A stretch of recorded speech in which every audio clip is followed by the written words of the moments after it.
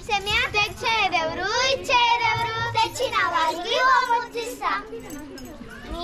పప్పు వేపడం ఉప్పు కలిపి దంచడం తిరగలిలో తిప్పడం మినా పొడిని కలపడం ఉండలుగా చుట్టడం అప్పడాలు వస్తడం ఎండలోన ఎండడం నూనెలోన వేగడం అప్పప్ప అప్పడం రుచి ఎంతో అపురం ఓయబ్బో దాని రుచి మాటల్లో చెప్పలేం అప్పప్ప అప్పడం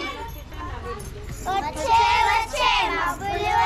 మబ్బులు వచ్చి వానలు కురిసి పంటలు